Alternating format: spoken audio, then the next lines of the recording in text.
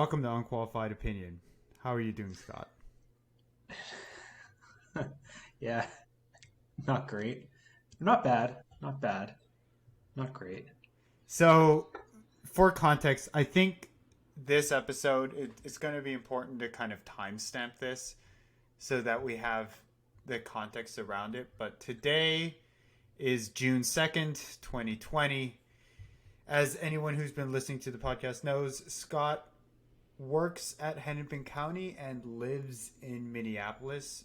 And right now, we're at a very unique point in time after the death of George Floyd, and there's been a lot of activity in Minneapolis. So maybe Scott, you can just kind of talk about what that experience has been like for you.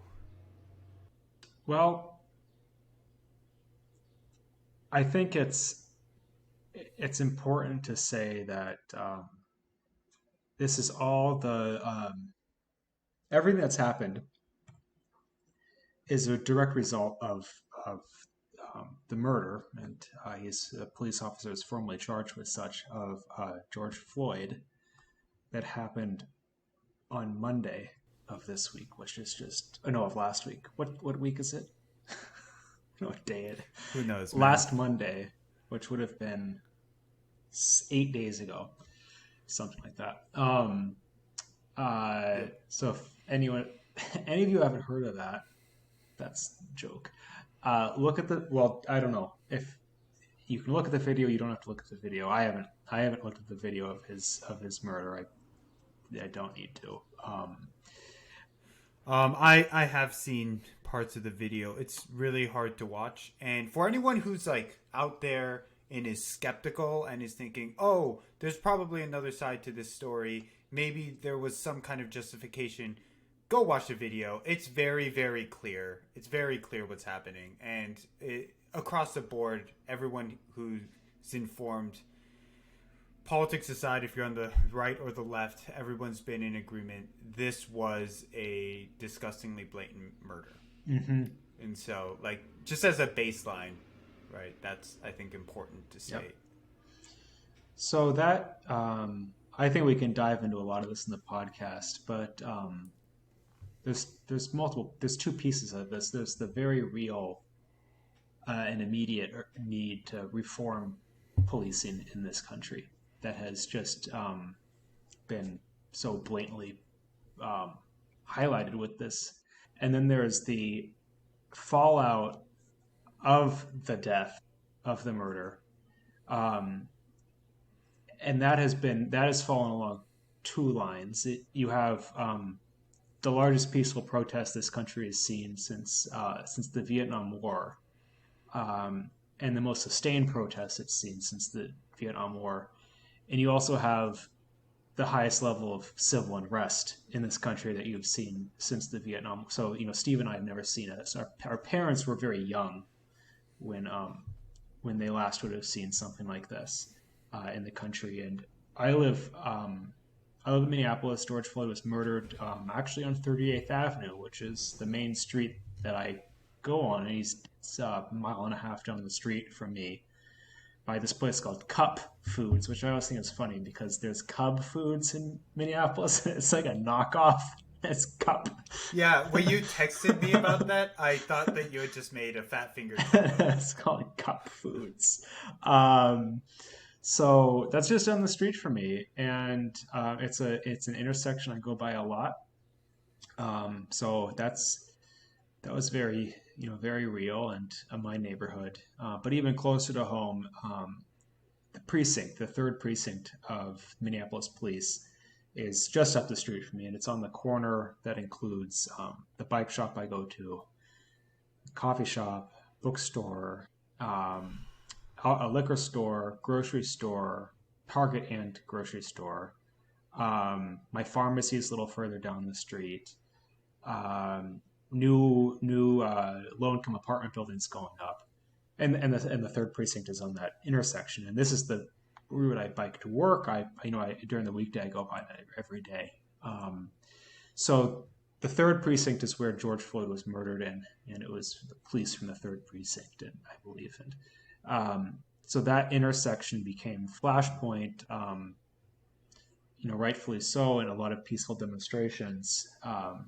And then it, quickly transformed in the evening once the sun went down, almost like clockwork, to violent protests. And even there, I think there's two parts. You have kind of wanton destruction, which it devolved into, and then kind of acts of political violence. The burning of police cars, the attempted burning of the third precinct. I think that's more politically symbolic and a different realm than burning of first generation immigrant restaurants and just destruction for the sake of destruction that was not supported. That's not supported by the family of George Floyd. It's not supported by the vast majority of the protesters. So there's so many sides to this. It's a very nuanced conversation. It's a nuanced discussion. That I don't know how I feel about all of it either.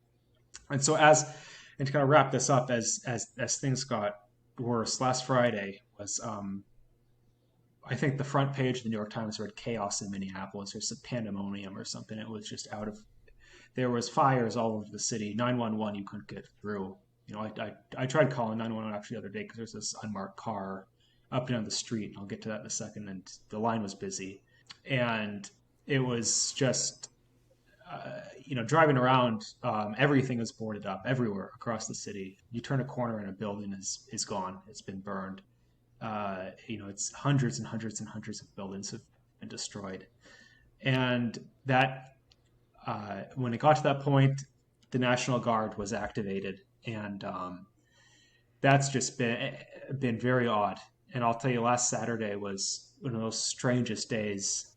Personally, you had this sense that it was like I felt like I was prepping for a hurricane. I've been through hurricanes growing up on the summers on the East Coast, and it felt like that because there was like this clash that night, or an anticipated clash between protesters who are the ones who are just causing destruction for the sake of destruction, and the National Guard. And thrown into the mix, you have extremists on both sides. And unlike Trump, I won't say there's good people on both sides. I'll say there's bad people on both sides.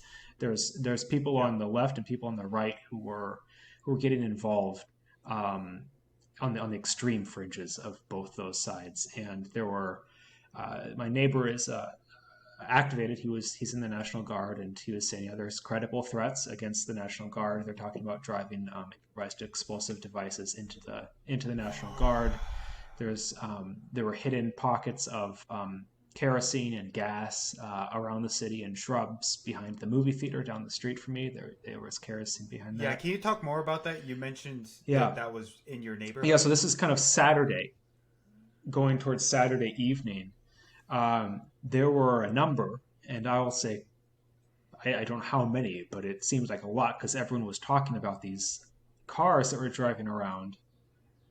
And there's just like, now I'm like hypersensitive. This is quick car doing a weird thing out front. There's these cars driving around. Out front of your house right now? Oh, jeez. No, I'm just hypersensitive, so I think it's nothing. But unmarked, no license plates. There's missing license plates. The windows sometimes are all tinted. And they get pulled over because the curfew that has been initiated, if anyone's out after curfew, you get pulled over. And if you're not doing anything, they just let you go. But a lot of these cars that are being pulled over, we don't quite know who's driving them yet. That information hasn't been publicly released. But they're finding accelerants, as they call them, things to start fires. And in some cases, illegal guns in these cars. And there were people saying they've seen, 2 or 3 of these cars in an afternoon. And it hasn't been clear if there's any kind of organizing group. There is an organizing group. Yeah.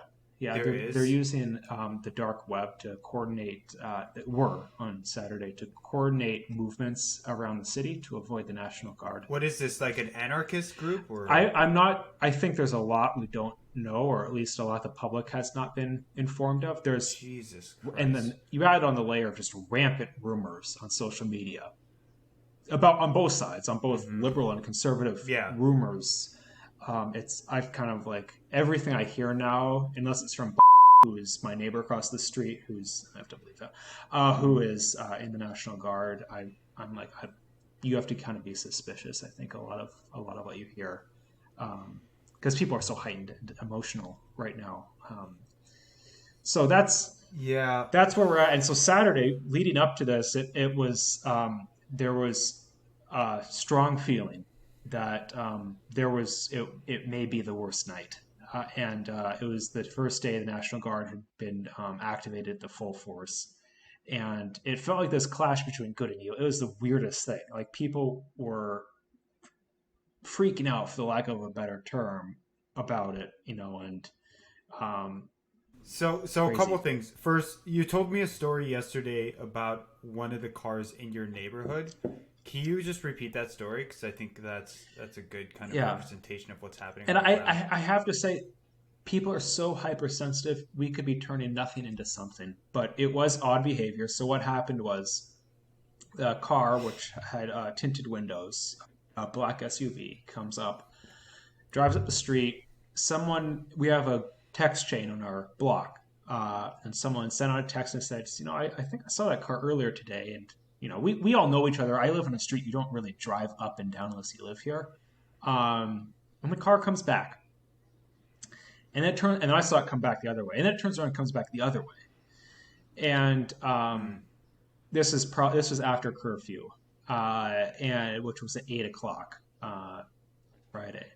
And one of the neighbors walks up to the car, and the car drives away from him, stops 2 blocks up, comes around back down the other way. Someone finally stops it, I think, by just standing in the middle of the street. And the lady's like, "Oh, I'm lost," um, and then just drives off.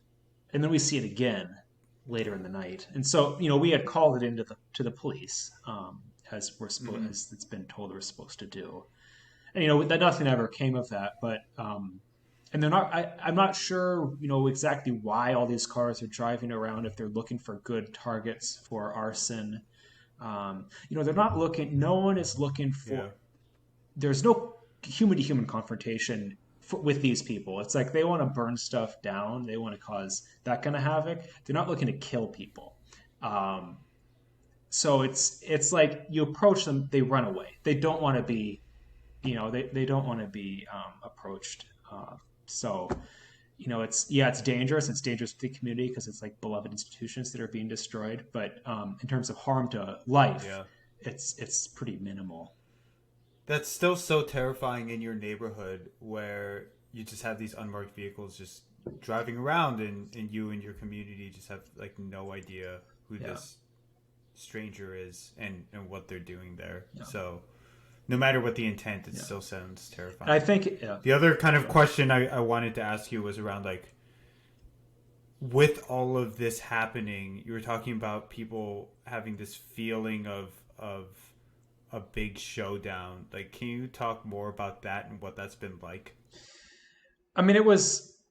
I don't know if there's anything else to really say. I mean, it's hard to parse out kind of what was blown up by the media and what was real. I mean, there are definitely real threats. Again, my neighbor was saying there was credible threats against the National Guard to cause significant violence and explosives. I think I talked with him today, and today is Tuesday, and they've been out for 4 days now. And he was saying, it's really people are at the point now of overreacting. The NSA is involved now. There is, which has some issues associated with it, but the NSA is involved. We have eyes, in his words, across the whole city. We can be anywhere within 5 minutes. We're monitoring everything that they're doing. And there's I think 6,000 National Guard troops plus police department plus state trooper plus sheriff. It's like and they're all coordinated, and there's really maybe a building will burn here and there. People slip through, but there's not a risk right now of significant risk of any kind of massive demonstration. I mean, you can't demonstrate right now, so any kind of gathering of anyone is immediately stopped by the National So Guard. they have a curfew Mm-hmm. now. What is it like? So I'm guessing it's starting to die down at least somewhat. What's it like during the day? During the day is you have to keep coming back to why this is happening, and during the day it's about George Floyd. It's about police brutality. It's protests. It's people are mad. Like peaceful Peaceful people are protests. mad. People are sad. Hmm. People want change. People, just thousands and thousands and thousands of people are out protesting. Multiple protests throughout the city, which is I think really great to see. um, Generous acts of kindness that are just phenomenal. There was a food drive up the street from me, the park just 2 blocks up. I woke up, there were Mm. 150 cars up and down the street, people bringing groceries to drop off for people, because this neighborhood is now a food desert. We've lost, uh, you know, two of the grocery stores, both Target and Cub, are gone. Um, They both got burned no, down. they were.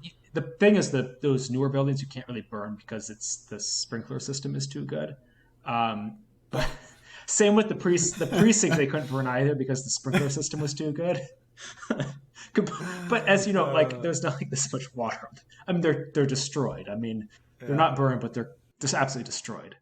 Um, yeah, so there's just kindness, and sadness and protests and Well, one of the things about community is just that in times of disaster and in times of crisis, people tend to show their best side if they're, if they're right. organized properly. And so, same thing happened like after Katrina, people volunteering, people going out and helping. No. It sounds like a Very similar. similar. It's very heartening. And but the thing is, as soon as the sun sets, as soon as it's getting close to curfew, you can start hearing the military helicopters. And I'm in more of a hot spot with East Lake Street, just up the street from me. So they're out. Curfew's been pushed back to 10 o'clock, I think now. But around probably 9:30, you can start hearing coming down, and sirens. More, not as, I mean, for Minneapolis, a lot of sirens, not a lot of sirens for DC, but for Minneapolis, there's a lot of sirens. There you have Yeah, apparently there are quite a few protests here in DC, but I haven't seen any in my yeah, neighborhood. I've seen a lot of fire trucks right. going by in a lot of those sirens and cop cars and all that, but haven't seen any destruction of property. I think that's much further south, like in the actual downtown Right. area. I heard the building that houses my employer was vandalized or Hmm. something, but Yeah. nothing, nowhere near the level over there. Well, and I mean, you're living in the moron, the white. I mean, he's showing his worst colors right now. I know living in Oh my DC is god. like, you don't really, the city. Hiding in a bunker, tweeting about Secret Service people chomping at the bit, and trying to unleash dogs. It's just Well, fucking you saw the insane. thing today Yeah. or yesterday. He went to that church for a photo op, and Yeah, yeah, the burned down church, like holding a Bible or some yeah, shit, and right? they used tear gas to clear the protesters so he could get to the church for a photo op. So fucking ridiculous. Was it? I didn't read like that much about the story. Was the church was damaged in some way, Yeah, right, by the yeah. So he protests? wanted to do a photo op there, and Yeah, to that's get there, so fucked up. William That's Barr approved the use of force against the protesters, so he could go have a photo op. Are you a photo op, a fucking photo op for political points with the evangelical And he right? didn't. And people are making the point he didn't even pray. He just like goes there and holds up a Bible. And someone asks him, "Is that your Bible, Mr. President?" He's like, "No, but it's a Bible." It's like the most Trumpian thing ever in the time of the greatest like racial divide in our country. He's going out with the most superficial of photo ops to try to pander to the audience. It's just so Well, and ridiculous. I want to pick up on something you said, because I don't think it's a racial divide. Uh, I think it's a cultural divide, um, which, yes, falls along racial lines to some extent, but this is not the race riots. yeah. So this whole, and you were talking about this earlier, but this whole sequence of events is really difficult to parse because it's very, very nuanced and very, very complicated. Well, parts of it. There's parts that are not complicated at all, but Yes, yeah, yeah, of course. Like, was it a justified killing? No, like it's pretty obvious, right? But I think that anyone who's saying the riots, the protests, this activity is about X, like they don't. They're usually trying to simplify the complexity that's here, right? Because yes, it's about police brutality. Yes, it's about structural racism, but it's also about those things in the context of the worst recession we've had in my lifetime at least.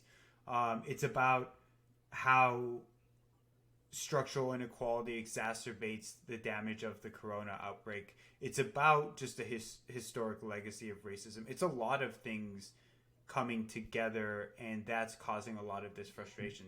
And so, There was someone who quoted Martin Luther King on the radio, and they were saying protests, or maybe the word they used was riots, were the voices of it's the riots are the voice of the unheard, or protests are the voice of the unheard. And I really think in this case, George Floyd's murder was a catalyst. It is not a standalone issue, and as people are saying, there is George Floyd's in every city, and I think it's become so much more symbolic. I mean, here it feels real because he was a community member, but his death is also highly symbolic of those things that you're saying. Um, yeah, in one of the interesting things is that a lot of people are looking for a way to simplify this and make it easy to understand and to digest. And so there are a lot of people who are saying like, oh, all of the rioting is completely justified, or oh, the cops are now being victimized by these protesters, or oh, all of the actions of the police to respond to these riots are always bad, or oh, the way that people are attacking the cops is always bad. Like there are all these like black and white kind of stances that people want to take, and the reality is that there are certain cops that are doing their job and they need to be there, and they're trying their best in this difficult time to try to balance that line. There are other cops who are taking the exact kinds of actions that the protests are against, and are revealing the fact that there is a serious structural issue with police brutality that's tied intimately with race, right? There are rioters who are going to the defense of certain cops who get distanced from their pack, for lack of a better term, and protecting them from other people who would otherwise be vicious, and trying to say, hey, look, we're here to make a message, but we're not here to attack the cops.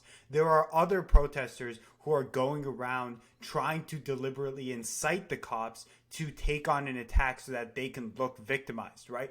It's not one group of people on either side, and there are a bunch of different people with either the appropriate response or an inappropriate response, and the range of the entire range in between. And so you can't really go in and say, oh, the way that this group is acting is 100% this or 100% that. It just doesn't fall on those lines that easily.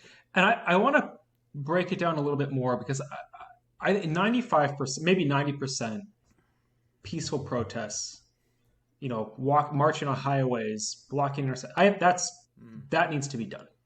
I simply think that needs to be done, and that's it's civil disobedience, but that needs to be done. You have then the violence against property, and I think in some cases it is justified.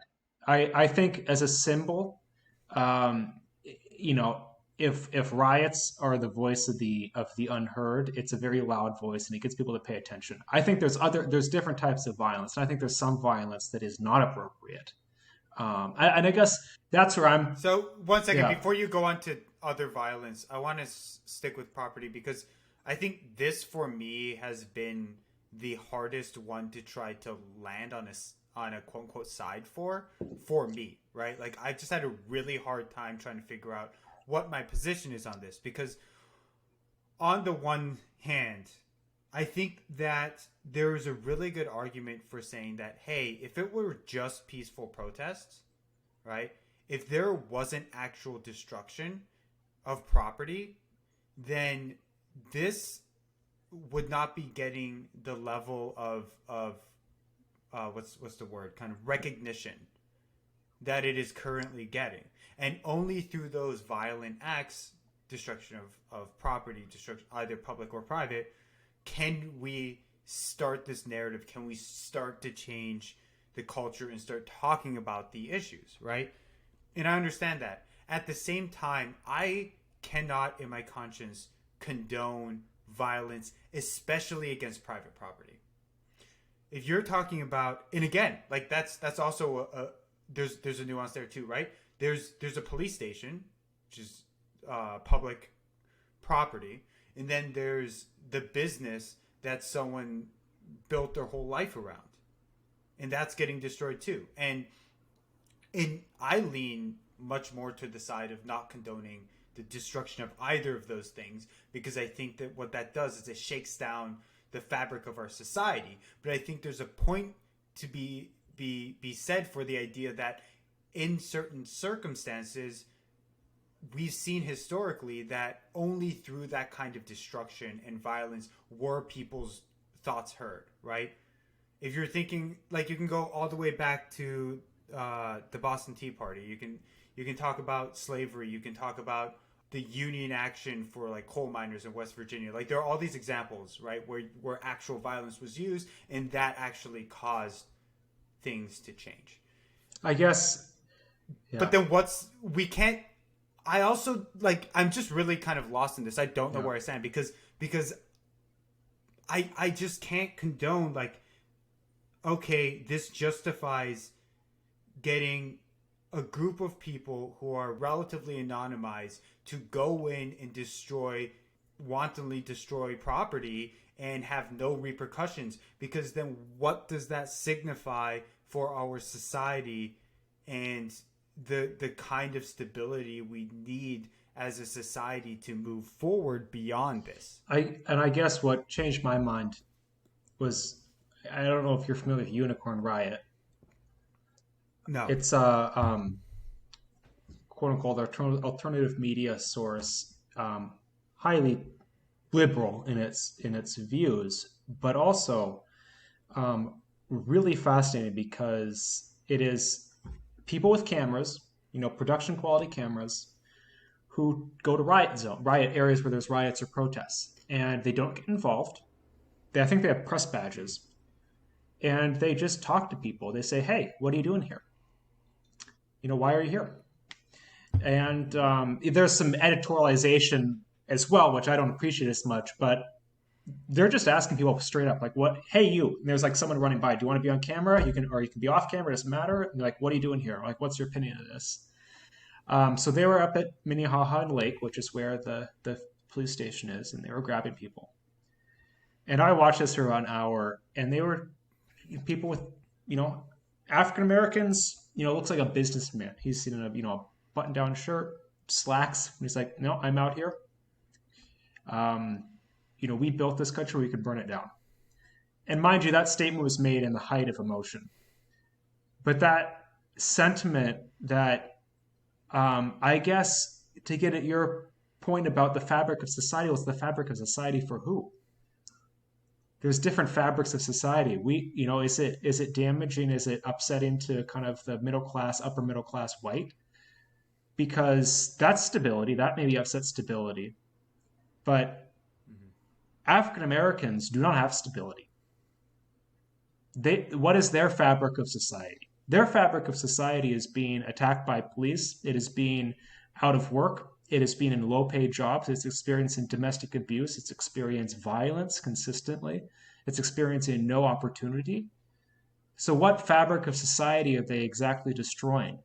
And talking with and listening to these interviews, you realize how well thought out this is. Because what they were saying is, And the guy I mentioned, he went on to say, we've tried peaceful protests. We've done that. We've been there. We've done that. We've had 3 or 4 murders like this in Minneapolis, and we've done the peaceful protests, and nothing changed. And nothing is going to change unless we really start burning shit down. And that's actually changing stuff. So I realized that in the height of all of this, with emotions flared, this might sound like a really insensitive question, but I'm gonna ask it anyway. Do you really think nothing's changed? Yeah. No action is taken. Those murders that have been happening in Minneapolis the past 3 or 4 years, absolutely nothing happened. Nothing changes. Zero. Here's so this is really difficult to unpack, and I'm not going to do a good job of trying to explain these thoughts because in no way in expressing this opinion am I trying to diminish what people are saying or disregard the very real, again, like I said, this is an indication of structural racism. This is an indication of persistent police violence. At the same time, a narrative of saying things won't improve, we need to burn it all down, is one, not productive, and two, very dangerous. Because as a country, we have moved from a place where African Americans are literally bought and sold to a place where we do not have slavery anymore, right? We had a lot of legacy of Jim Crow laws that were structurally unequal during that process, and that has left a legacy of inequality and violence, yes, but a defeatist attitude of saying there is not ever going to be change, we need to burn down the institutions, is not going to move society forward. Well, and this was one comment, and I will say there was a civil war. And I'm not advocating for this mass destruction of private property. I'm simply saying, all I'm saying is that a lot of individuals do not, I do not believe, and at least in my experience working with homeless populations quite a bit, they don't feel like they have anything to lose. They aren't part of some grand fabric of society that they risk losing.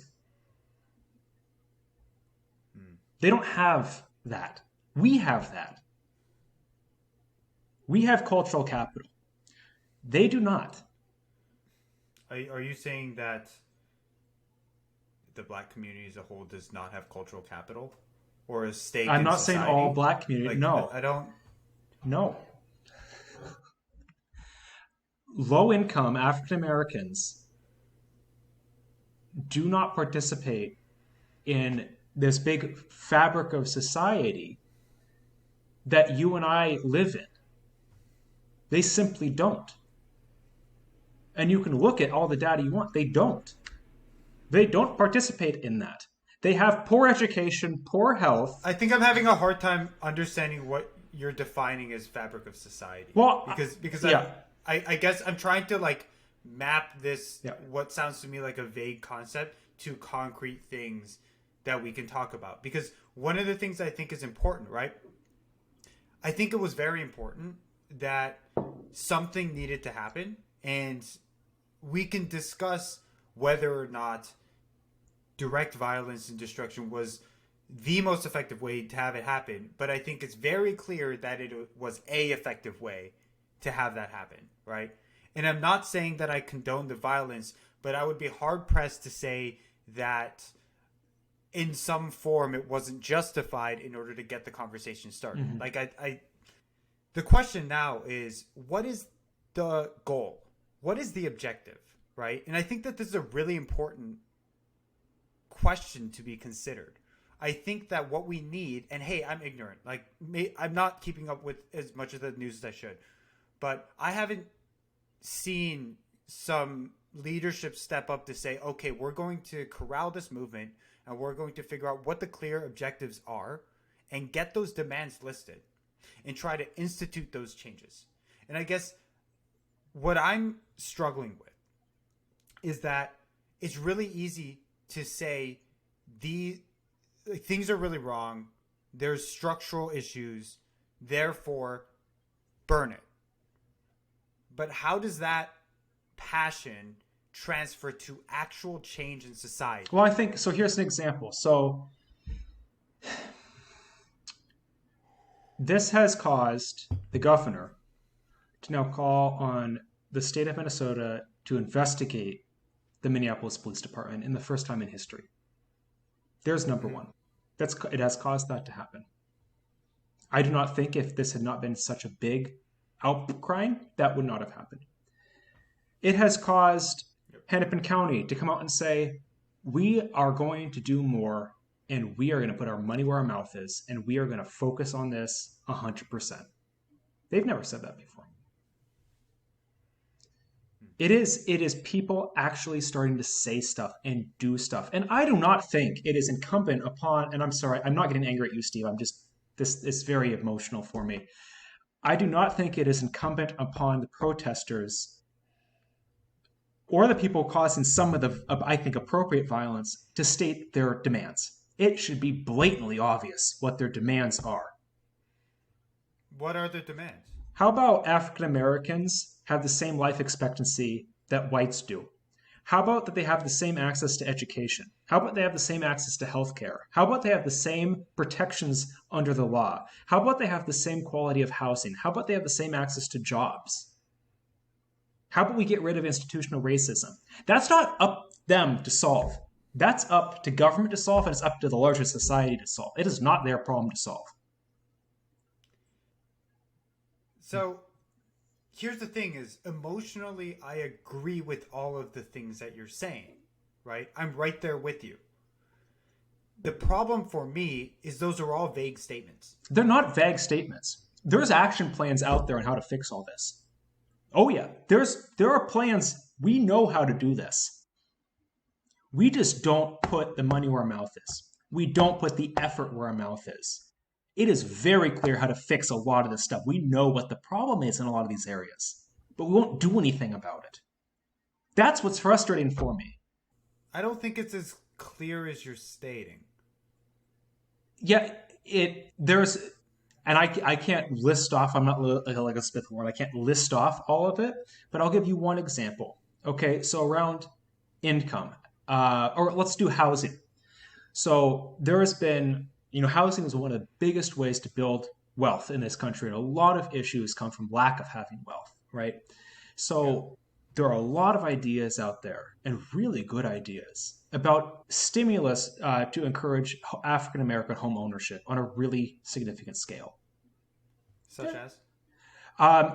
Low income, very low income, low interest loans. Mortgage assistance, cash mortgage assistance. Home buyer education on a mass scale, guidance to help individuals navigate the system of buying a home who are completely foreign concept to what home ownership, like what the process of that even means.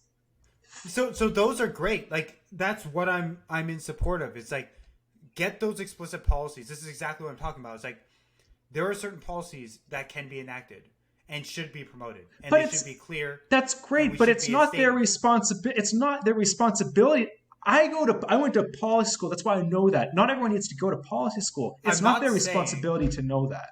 Scott, I'm not saying that every single protester or every single person out there should have a clear set of the policies that need to be implemented to fix a lot of these problems.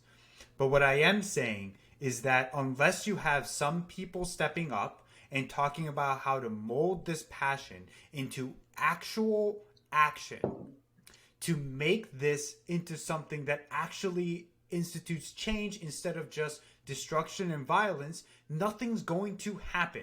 That's what I'm trying to say. I'm not talking about like who has to do what. I'm talking about what needs to happen for society to change to fix the problems that we are both in agreement about are as being problems. I really disagree with that. I do not think it's incumbent upon the oppressed or the people who are disadvantaged to name their exact demands. I will, and I'm going to give you an example of this, okay? So Hennepin County is at the forefront, and mind you, we have a very small impact nationally, but we locally we're at the forefront of trying to address some of these issues. We don't go out and say, what are your demands? We go out and say, what is impacting you? Where are you experiencing challenges? What are the barriers to advancing? What are you angry about? What are you passionate about? We listen. We don't ask, we listen. We listen to them. We say, just tell us. And we went back, say, we don't expect these people, we don't expect people who don't do this as a career to come up with some grand policy solution to these issues. So we'll listen. Now, we don't do this as well as we should. We listened, and we went back and we created 7 domains that we're going to focus on. And I'm going to read them off: transportation, health, justice, housing, income, education, and employment. Each of those domains then has action items tied to it. So we have an action plan. We develop that through listening. Maybe what it comes down to then is county or city or federal officials stepping up and being those leaders. No shit. Maybe that's what it comes down to. And obviously at the federal level, that's not happening. Fucking just dumpster fire over there. But there's an opportunity here for people at these varying levels of government to step up and say, hey, these are the concrete actions that we're going to take to make that happen. And maybe it's happening in places. But I guess there's an open question for me around this. It's like, it's hard to make this both something that is productive and something that isn't too destructive, right? And I mean, those are not just as flip sides of the same coin. I mean, productive is in some kind of policy and institutional change comes out of this, and not too destructive in meaning like our society doesn't collapse and burn from it. Unless we have an end goal, right? There has to be a place where we can say like, okay, we are starting to make change. It's not there yet, but we are hearing this and we are working on making a solution. Like there needs to be a place for that. There needs to be space for that, or else it's just going to be National Guard, military lockdown, boom, guns come in, everyone shut out, lock the whole shit down, nothing happens. Like that's the alternative. Do you see what I'm saying? I do. And I guess it is such a massive failure of governance. It is such a massive failure of not listening. Look at the Great Depression. Look at the Civil Rights, Act. Those didn't necessarily come out. Those massive policies, the New Deal, all of this didn't come out of people saying that's what exactly they wanted. It came out of a lot of pain and a lot of suffering. And listening and understanding what the issues were, and then government stepping up and a leader stepping up and saying, I've heard you, here's what we're going to do. That's how this country is supposed to work. And it doesn't. It doesn't work like that. And the thing is, there is plans. There's so many plans. Listen to Elizabeth Warren. There's plans all over the place. We understand where we need to go. It's not like some mystery where we're trying to get to. We get where we're trying to go. We want equality. We want equality of some very measurable indicators. Like, it's all measurable. Well, the problem is also we don't agree on indicators. People don't agree on indicators. I think we can agree that people should have equal access to a lot of these things, and access is a tricky word because you can give equal access, but people won't take it for a variety of reasons. Yes, people don't agree on indicators, but I think as long as people agree on the general direction we want to go, but you're right. Even they don't even agree on the general direction. There are people who don't even recognize racism as an issue in this country. Yeah. There's a reason at the county we have to have an advancing racial equity class. It's to educate people that racism is actually a real thing. This is 2020. Some of the things that I would really like to see come out of this would be some radical reform in the way that police officers are actually judged for their actions. So I was listening, and by listening, I mean like half listening, because it was in a cool down of my run, so I wasn't really paying attention to this like daily New York Times podcast episode, the most recent one I think it was, where one of the reporters was walking through like 6 different reasons why it's really, really hard to put a police officer on trial for any action or even discipline them in any way. And it has to do with like the union there, the board, depending on the city. And Minneapolis is like one of the worst. And all of these different barriers to actually disciplining officers. And then there's also like lack of training and understanding of like structural bias and racism inside the police department. So like one of the things that I think would be like an awesome like tangible change is like really revisiting what's happening at the level of a police department in terms of what are the standards for a police officer, what's the conduct that's acceptable, what are some strict kind of disciplinary actions that can happen based on behavior, and what's a way that we can try to force police officers to view citizens through a less biased lens. Yeah. And I know that that's like a really, that would be great, like simple thing, but I think that this is a really huge part of the problem. Well, and the thing is, Steve, if you've got like an entire race of people who have a relationship with the cops where instead of feeling like they're there to protect you, they're there to harass and hurt you, like that's not how society should be engaged in a developed country. Like that's like the kind of thing of a dystopia or of like a tyrannical government. Right. Like it's not the way that the law should be in relation with its citizens. Right. Yeah. So I don't know. I guess, I completely agree with you. That would be amazing to see. I think it's going to be really hard to achieve, other than on a very localized level, on a state level, or even a municipal level. Are we going to see, out of this, are we going to see an equivalent of the New Deal, of the Great Society, of the Voting Rights Act, of the Civil Rights Act? Are we going to see those come out of this on a federal level? No. We're going to see a man hidden in a bunker and taking photo ops at a church and threatening protesters. This might be so egregious that Trump gets kicked out. And he might actually lose the next election, even if it's to just Biden. This is such an opportunity for a president to step up and say, we are going to take a look at policing across this country, and it's going to be a mandate. Jesus Christ. Talk about doing the exact opposite of what a true leader should do in a time of crisis and division. If this was another president, either Republican, it could have been George Bush or Barack Obama, I don't care. If it had been another president, things would not be this bad. I think there would have been immediate leadership in saying, this is something on the size and scale of the Great Depression or of, the lack of Social Security that we need to fix, and we need to fix very quickly. And here's the other thing that I think is important here. This is happening in a time where the most vulnerable in our society are at additional risk, right? We have coronavirus. We have the worst recession we've seen in our lives.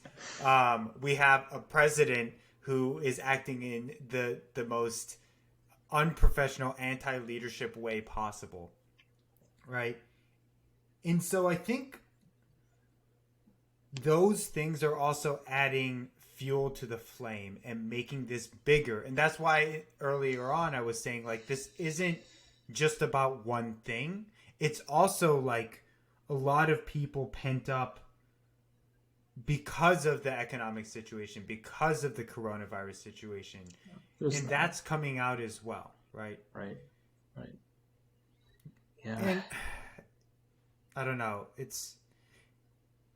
It's really hard because, once again, there's like no easy narrative here, because while it's great to trash Trump and like talk about the terrible mishaps of the police, I mean, like, there have been incidents of police just brutally attacking protesters in ways that are like, yeah, this is like yet another example of the exact thing that we're protesting. Like, but it's not also that easy, because there's the other side of it. There are also people who are just taking advantage of the chaos and like, I want to burn shit. I want to Right. loot shit. I want to get out there. It's just like such a gross set of behaviors. It's like there are so many people in this country who are hurting, and you're just being an opportunistic asshole right now. Or you're building simplistic narratives and letting your worst behavior go out. Like, Yeah. I don't know. Even then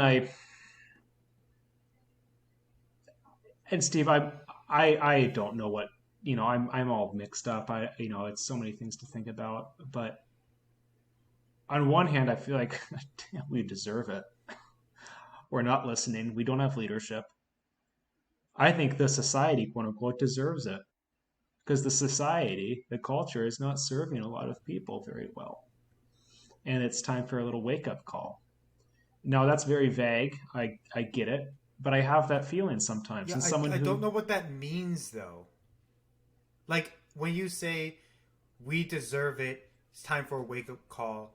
It's like, okay, so we as in us, like the two of us, and then due to what actions specifically, and then wake up call meaning like, okay, so how should this affect us? Like, what is our right, part and what cost should we bear? right. Like, I don't know what you mean by that. Well, I'll use myself as an example. So I resigned from the board that I'm serving on. Um, You did. I did. I think it is serving. I agree with the mission, but it's serving a lot of wealthy white kids, and that's not something I want to be. I want to serve an organization that is, and I agree with its mission completely. Educating people, cultural awareness, all that. It's not really advancing racial equity. It's not at all. It's not at all. Well, that's not something I want to be a part of. It. How did the Uh, board respond? well, they're sad. I didn't tell them why. I'm not going to tell them I'm quitting because I don't think your organization is equitable. Like, so that was a personal choice I made. At work, I've been thinking a lot. I have this week off. I really want to focus a lot more on how the university can better inform our approach to some of these issues around those 7 domains that I laid out. We need to be focusing a lot more on that. I need to get rid of a lot of the other stuff that doesn't focus on that as much. Personal life, I'm not as good as that because I'm not an extrovert, but like I'm probably, this week I'm going to go to the grocery store and get a bunch of food and, donate it to the food bank for the communities who don't have a grocery store anymore. That's very small and a very small act. But even things like that, there are people who just they're talk about this weekend and say, "Oh, it was a crazy weekend, wasn't it?" Like maybe you're processing and you just can't find the right words, but that's not. I don't think you should be asking yourself. I am a very comfortable white middle class American, and there are people out there who are also Americans who are really suffering. What should I be doing? What should I change? Just maybe the answer is nothing, but ask yourself that question. And that's what I say when we should deserve this because this has been going on so long. We don't ask ourselves. We're very comfortable in our little society. We don't ask ourselves those questions. What should I do differently? Because there's a lot of our fellow citizens who are really suffering. Should I be acting differently? I think as Americans, part of what it means to be American is to ask yourself that question. And I think we don't ask that very much anymore unless it's an absolute national emergency like we're in now. That's a personal level. On an organizational level, government has been complicit in this for a long time. This is the time for the police department to ask, are we actually doing the right thing? Is it time for the police union to say, maybe we're coming down too hard in defense of the police? Maybe it's time for police to say, maybe we support the union too much. It's time to question. And that's what I say when we deserve it a little bit, because we don't question. We get so comfortable. We don't ask those difficult questions that we need to be asking. And it takes burning a precinct and burning a neighborhood to get us to ask these questions. And that's really sad. That's really sad. It takes that to get us out of our little comfort bubble. And that's what I say when I think we deserve it a little bit. Because there are other citizens in this country who are suffering far more than we could imagine. And we don't think about it. Can I ask you a follow up question? I know this is like you just made a really profound point. I'm going back to like a Yeah. really minor part of that, but can you talk a little bit more about why you believe that um, resigning as the chair of the board is a productive step toward this, or is it more just like a personal admission that this is not something that's worth your time? I think it's very productive. So I have limited amount. I'm going to look for another board service. I didn't say that. So I have a very limited amount of time. I'm a resource, and Mm-hmm. I can choose my time and dedicate it to what I want to. And that was taking a lot of my time, and it was not going, I think, towards something that is as valuable or that I value as strongly right now. And so resigning, and I'll also say it was taking a lot of my time. I didn't have a lot of time. I had less personal time, and I'm someone who needs a lot of time to process to be emotionally healthy. And I thought, well, this service is both kind of keeping me from being emotionally healthy and on my toes, and it's keeping me from other potential board service with an organization whose mission I strongly resonate with, and who, well, not strongly resonate because I resonate with the other one, but whose mission aligns with what I want to make my career. Um, And you want to focus your career more on thinking about issues of structural inequity and right, class and right. race based divisions and stuff. In some aspect of it, I mean, that's Okay. the field as vast as you work it in it. I mean, frankly, tangentially, you work there as well. I mean, renewable energy and global warming is related, you know, to all of this. So I mean, it's a very broad field, but I did not feel that in my capacity in that board position, I was really living up to what I really believed in. So it was on levels, personal and organizational. I would say it's very admirable of you to make that decision. It's very self aware, and I commend you for making that. It sounds like a tough decision and one that comes with some level of a good level of personal sacrifice, especially as the chair of that board. Well, there's a window of time. I didn't just drop it. I'm going to serve through the end of the summer to give them a time for transition. So I was respectful Mm-hmm. that way. So I don't know, Steve. I obviously I feel very strongly about this, and obviously, I mean, this happened in my neighborhood, my up my street. Yeah. It's So, so one thing I've been hearing a lot is this phrase of like, it's not enough to just not be racist. You have to be anti-racist. And I'm trying to unpack what that means. What are your thoughts on that concept? I've never heard that per se. Where did you hear it from? Oh, my company posted it, and it was like my CEO was talking about it. So Okay. that's why. Yeah, that's why I bring it up. What I guess what frustrates me a little bit is, and maybe it shouldn't. Maybe this is just me getting on my high horse. But there are people who work in, for example, in corporate America, you know, in a bank, for example, a very liberal person. Um, but you wouldn't know it unless they told you, because all of their act, I mean, maybe they signal they're liberal, maybe they drive a Prius, and maybe they live in a city, maybe they shop at a co-op, and they vote Yeah. Democratic. But if it wasn't for those signals they're giving, you wouldn't have any idea. Like, they don't seem to be really living up to that. And so in this, I guess when you say that phrase, it's not enough to be, you It know, sounds like virtue signaling. it sounds a bit like virtue signaling. Like, okay, that's great. Sure, anti-racist. Aren't we all? Hopefully. So this is kind of the thing Like, that's been really icky for me is like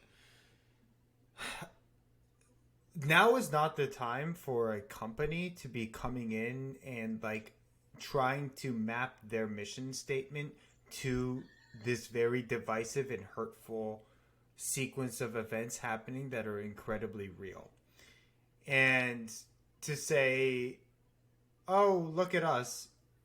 We are trying to be a part of this in this certain way." Even if we mean good intentions, does not feel appropriate, and it feels too much like it will be taken as virtue signaling, even if the intention is good. Because at the end of the day, even if your intention is good, how much change are you really making? Right. Like, what are you really doing? And if you search down in your heart, like, would you do this if your bottom line took a hit? Would you do this if this like set you back a year? Would you take an action that would do that? Because you're not. You're saying this is really important to you, but you're not doing that. Right. You're saying you should be anti-racist, and by that you're saying you should take active measures against racism, but you're not actually doing anything that's hurting your own growth to do that. You're also not defining what that means, right? So I have a very hard time understanding the difference between not racist and anti-racist. I don't really get that. Racist means that you think that certain races are superior. What does anti-racist mean? See, what that says to me, it's just kind of confusing. I'm not a racist, but if you're a racist, I'm totally okay with that. Who thinks like that? I mean, that's weird. Like that. Yeah. If you were racist, I wouldn't be friends with you. I'm not, and I don't label myself anti-racist. I am. In their defense, they're trying to say, like, if you're not racist, you yourself aren't racist, but you aren't going to take active steps against racism. And it's like, anti-racist would take active steps against racism. It's like, I don't know what that means. I mean, I guess it relates a little bit to what I was talking about earlier, and like we need to be asking ourselves, should I be doing something differently? And I think that's harder to put in a tagline, but asking yourself, is there something I should be doing differently? Is there something I should be doing to help? Just asking yourself that question, I think, is important. And I don't think you need to come out and say I'm anti-racist and like go out and like, burn up a building to prove, or not, or whatever, shop at Whole Foods to prove that I'm not. But like,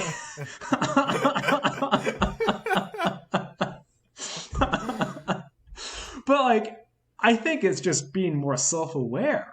That's what it is for me. It's like being aware, but self-aware in a way that isn't signaling. That isn't signal. I mean, you can keep it. You can be self-aware without signaling, and I can be self-aware and not tell people I'm being self-aware. Yeah. And that's that's a whole other element of this is having this during the time of social media where it's so easy to do these signaling aspects and our protesters being there because it looks good on their Instagram versus being really Jesus, that's just so fucking depressing. I mean, but I'm also mixed. Like you're also taking the steps to get out of your house and put yourself in a potentially dangerous situation. In the name, whether you strongly believe it or act on it or not, of a black man who was murdered. Yeah, that's not nothing. And for some people, that is something. And I think you also have to recognize the relativeness of this, that, for me, I work in government. I'm surrounded by this 24/7. This is my job. For me, taking action or being anti-racist may look very different than someone who works in corporate America. And not one is not more valuable than the other.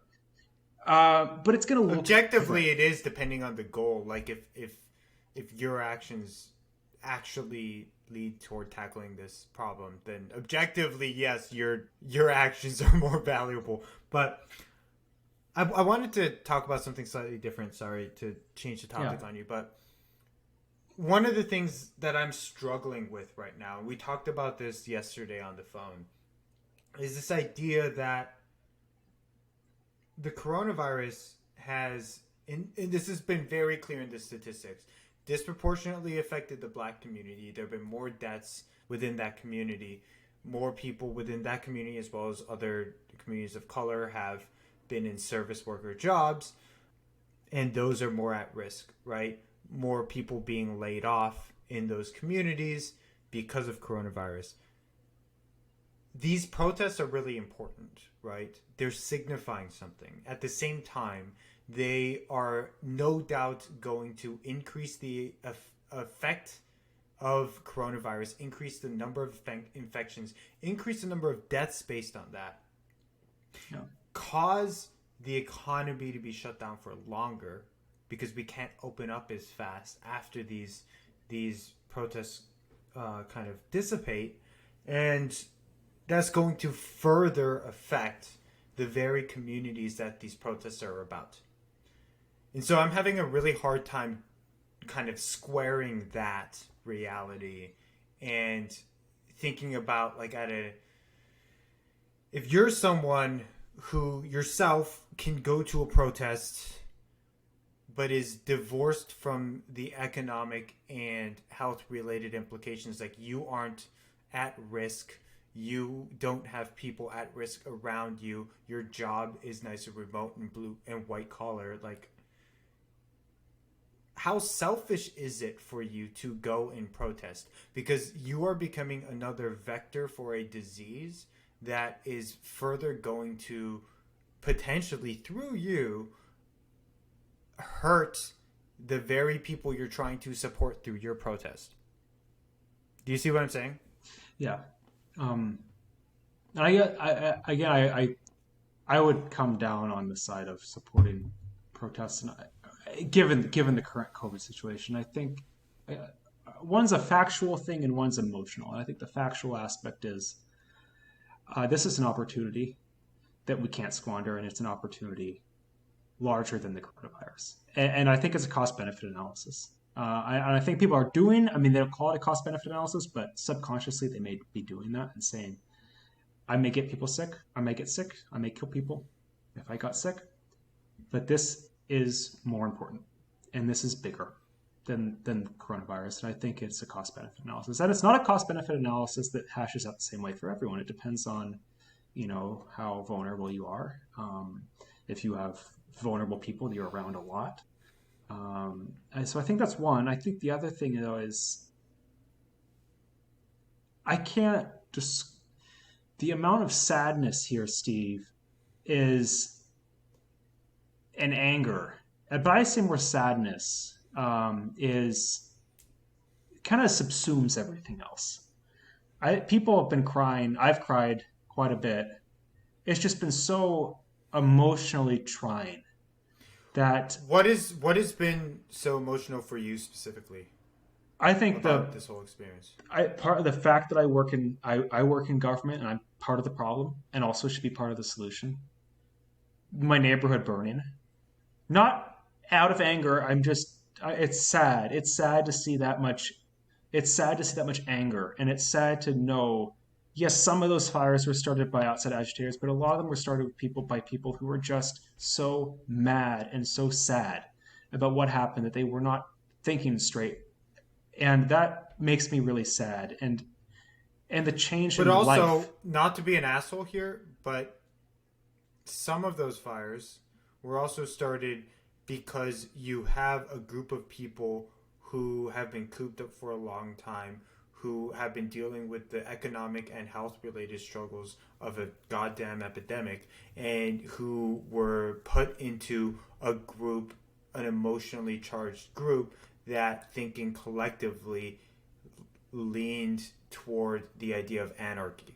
Yeah, I'm not sure if that's really any, much to do with it. I think it is. No, I'm just talking about like group behavior. Like that's what happens. That's what happens. But again, we're talking about the mass protest, not necessarily the violence per se, and why people are protesting. I think it's because of this. I mean, it's been the most. I would go out. I mean, I would go out and protest in a second. Yeah, I and I'm not talking about the protests themselves. I'm saying like there are certain like we have to recognize that certain cases of egregious action aren't it's not fair to couch every egregious action under a blanket of righteousness of no, aggrievement I about the agree with that, situation. and I'm not. There's a lot of that is completely unexcusable, but and it's sad. I mean, it's all sad. It is so sad. But as our governor kept saying, as everyone keeps saying, yes, it's sad. The business owners who have their business burned down say, yes, this is happening though because of police brutality.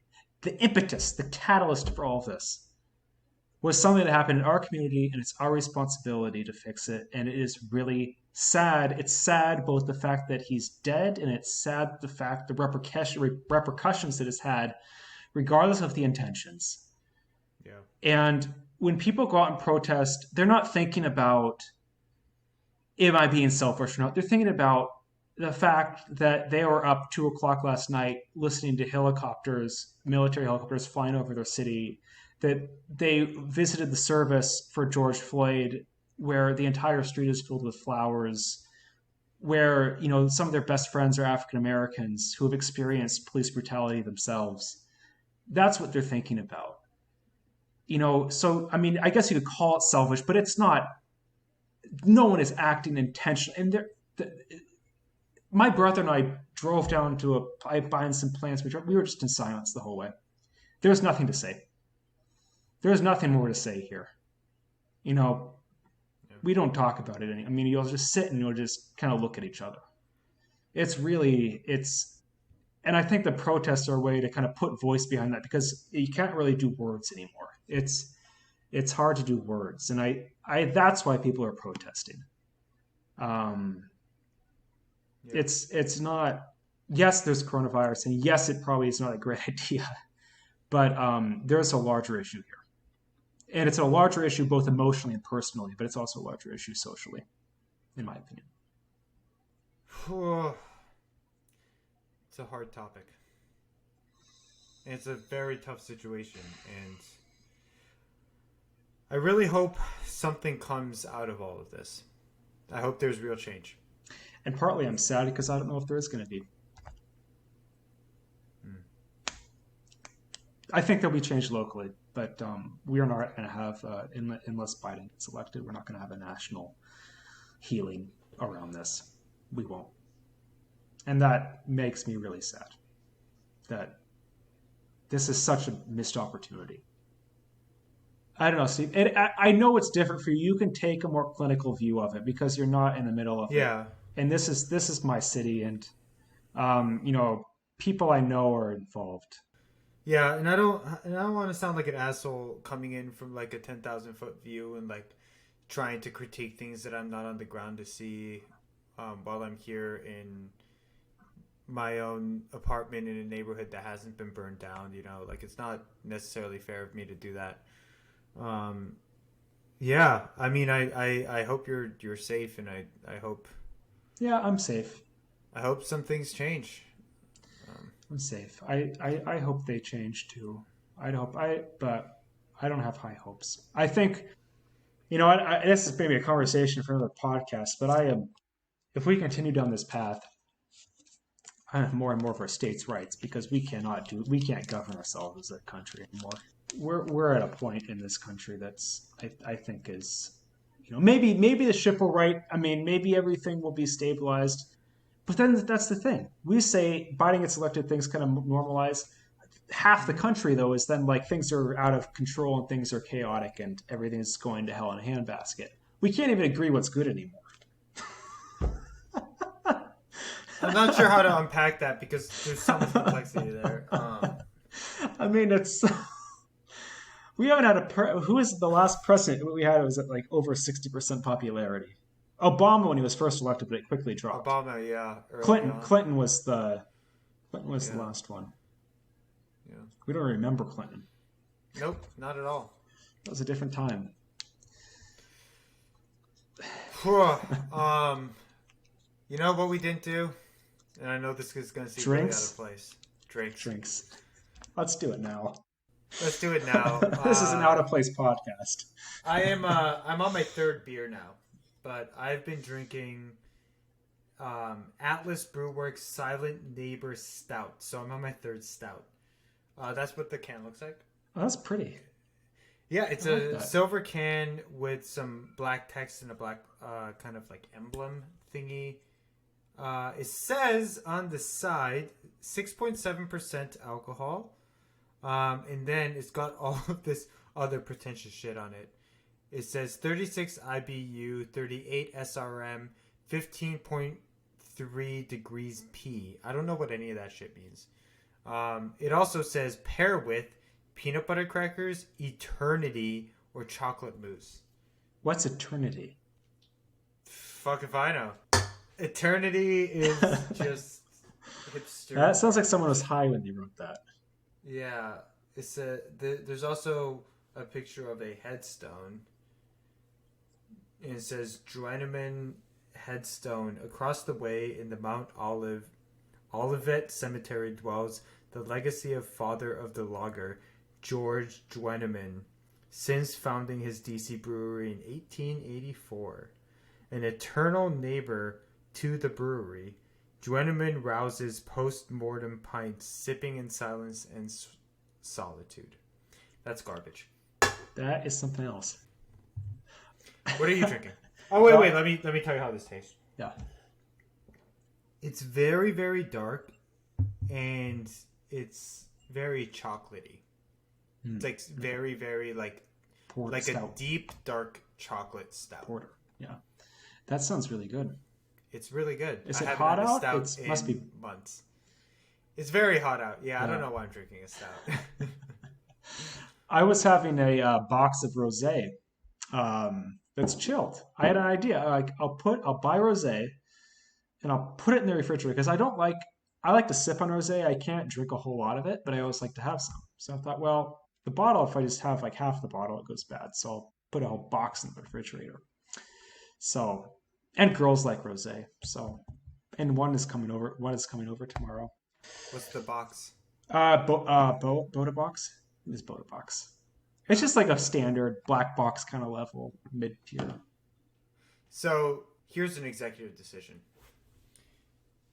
You are no longer allowed to. Oh, come on. To have wine twice in a row, 2 episodes in a row, because the last forever you have been just drinking wine every time, and the whole point of this is that you go out of your comfort zone and try different drinks. So you can only have wine every money to other buy this episode. Booze. I'll have to figure out a lot of different things to make with vodka. Dude, hey, so you got to be more creative, man. You can't can't do wine 2 episodes. Fine, in a row. I won't do wine next week. Right. I promise. Okay. I'll do something else. I'll do Bud Light. No, I'm joking. I'll do something interesting. All right, great. Steve, I want to say so. You had really good questions, and I know I have to say this, and I know you don't think this, but I was not in any way. I am not bashing you at all or attacking you, or you are raising really good opinions and perspectives and questions. It's very emotional for me right now, and so none of it was on you. No, I understand that. Okay. I think we had a good conversation, and I think talking to you has given me a lot more insight into what it's like on the ground, and kind of having more respect for the emotional state of the country and the community in Minneapolis, and particularly the African American community. And a lot of that I'm divorced from here, right? I'm trying my best to sympathize and empathize and try to understand the issues, and I'm trying my hardest to figure out through all the myriad of complexity of what's happening, how to take a reasoned approach toward understanding all of these issues and complexities, understanding that given my place in society, there are a lot of things that are just hard for me to really truly understand because they were not lived experiences for me. Mm-hmm. So with all of that said, I think the most important thing, in my opinion, to take out of this is that there isn't an easy narrative here. There are a lot of different people engaging in a lot of different ways with the backdrop of a historical context that's mired with issues around class, issues around race, issues around economics. And all of that is coming at a head right now. And so if anyone's going around saying, I know who's in the right and who's in the wrong, they're probably full of shit. Because it's not obvious, and it's not simple, and there are many, many different people with many, many different opinions. And that's the reality of life in a complicated society. And as a member of that society, I think it's important to try my best to try to understand everyone's perspective and become better informed kind of one day at a time. And so that's what I'm trying to do.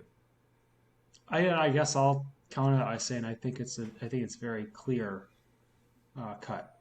Um, a black man was killed by government that was meant to protect him, and it killed murdered, and that is the core reason why people are protesting. I think the symbolic nature of the death takes on a lot of different forms, and I think it takes on mostly positive forms. I think there's some negative forms as well, but I think the vast majority is positive. And I think on a symbolic level, it's people who have been repressed for a long time and people who support and who are allies or who want to be uh, supportive and who also feel that pain because they're a fellow citizen or fellow citizens.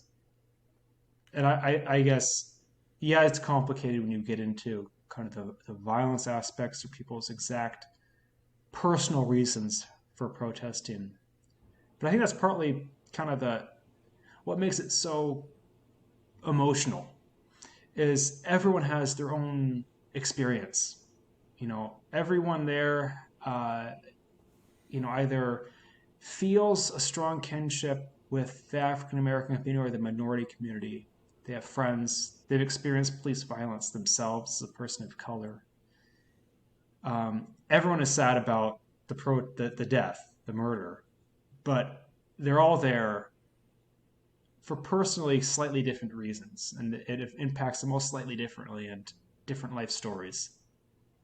But I think the core root of it is pretty hard to ignore and pretty clear cut for me. But you're right in that when you take that to kind of extreme, it can get complicated, and it's when is violence appropriate, when it's not appropriate. People in DC who are protesting, you don't know George Floyd. Why are they protesting? What are the exact reasons? And I think I'm not sure if it's important to name them. I guess I think everyone who's out there peacefully has a reason to be out there peacefully, and I think that's their reason. But I think it's pretty shared experience across everyone with some similarities. And I guess this is an odd podcast for me because it is so. Normally, I'm not this emotional and pretty analytical, and I really am going to pride myself in being very pragmatic and methodical. And this has, for me, been this difficult week of my life, and it has been just extraordinarily to see the passion and the sadness in this community, but also people coming together. And we may not fix things nationally, and with this president, we won't. But I have some hope for the Senate. I have some hope for the House. I have some hope for legislators. I have a lot of hope for our state of Minnesota that will come up with some better ways of doing things than we have in the past. It won't be perfect, and it's always a process. But I am hopeful. I try to be. But anyway, that was a long rant. So on that, do you want to say see you next week? See you next week.